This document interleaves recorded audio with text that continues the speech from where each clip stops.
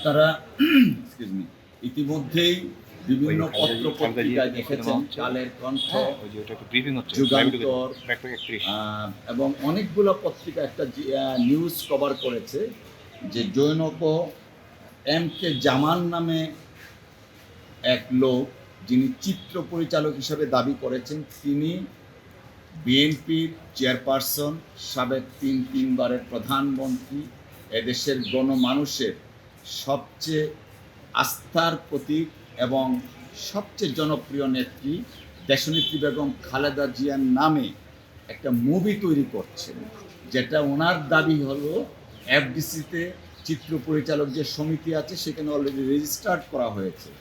তার ভাষ্যমতে মুভিটার নাম হচ্ছে মাদার অফ ডেমোক্রেসি এবং তার ভাষ্যমতে সেটা হলো বেগম খালেদা জিয়ার জীবনের উপরে এই মুভিটা করা হচ্ছে।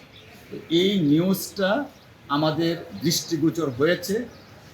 প্রকৃতপক্ষে দেশনেত্রী বেগম খালেদা জিয়া এবং তার পরিবার পক্ষ থেকে এই ধরনের মুভি বানানোর জন্য কাউকে কোনো প্রকার কনসেন্ট তো দূরের কথা, এই তথাকথিত চিত্র পরিচালক এবং প্রডিউসার নাম হচ্ছে কি আকন্দ এন্টারপ্রাইজ লিমিটেড দাবি করছে, তাদেরকে কখনোই কোনো কনসেন্ট দেয়া দূরের কথা, কখনোই কোনো যুগাযুগি হয়নি। আমরা মনে করছি একটি অসৎ উদ্দেশ্যে দেশনেত্রী বেগম খালেদা জিয়ার নাম ভাঙিয়ে একটা মুভি তৈরি করার জন্য অপচেষ্টায় লিপ্ত আছে।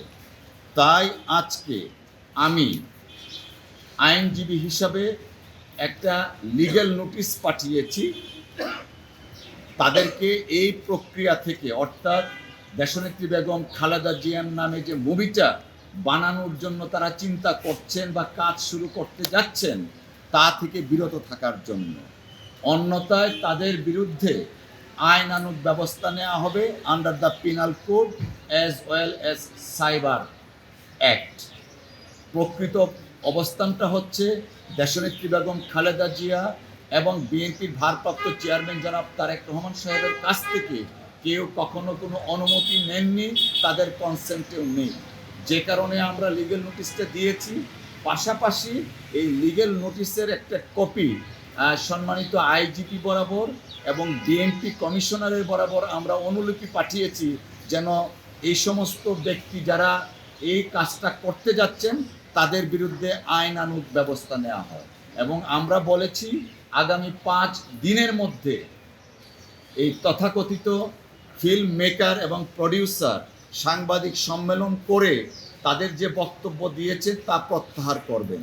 যদি প্রত্যাহার না করেন তাদের বিরুদ্ধে আইনানুগ অ্যাকশনস নেওয়া হবে under the law of the land, which is under penal code as well as cyber security ল।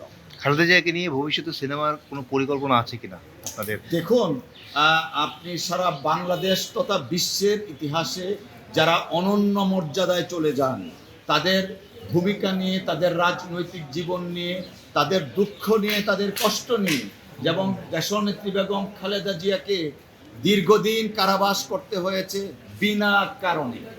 2,33,00,000 টাকা এখন 11 কোটি টাকায় রূপান্তরিত হয়েছে। তিনি বাংলাদেশের সবচেয়ে জনপ্রিয় নেত্রী। তার রাজনৈতিক কেরিয়ারে পরাজয়ের কোনো ইতিহাস নেই। 1991 সন থেকে শুরু করে 2008 সন পর্যন্ত জাতীয় সংসদের প্রত্যেকটা ইলেকশনে 5টা আসনে তিনি নির্বাচিত হয়েছিলেন। অর্থাৎ এমন বড় একজন ব্যক্তিত্ব এবং জনপ্রিয় রাজনৈতিক নেতৃত্বের প্রতি সম্মান দেখিয়ে যেমন বায়োগ্রাফি হয়েছে, হয়তোবা ওনার কনসেন্ট নিয়ে অদূর ভবিষ্যতে কি হবে তা আমরা এই মুহূর্তে বলতে পারছি না। বাট জাতি, দেশ এবং আন্তর্জাতিকভাবে স্বীকৃত অনেকের ব্যাপারে এরকম মুভি হয়েছে, যে কারণে সেটা অস্বীকার করার কোনো উপায় নাই। অদূর ভবিষ্যতে দেশনেত্রী বেগম খালেদা জিয়ার কনসেন্ট নিয়ে যেমন অটোবায়োগ্রাফি হয়েছে, এরকম হওয়াটা অস্বাভাবিক কিছু না। প্রিয় নম্বর সেট করে বিকাশে সেন্ড মানি করুন ফ্রি।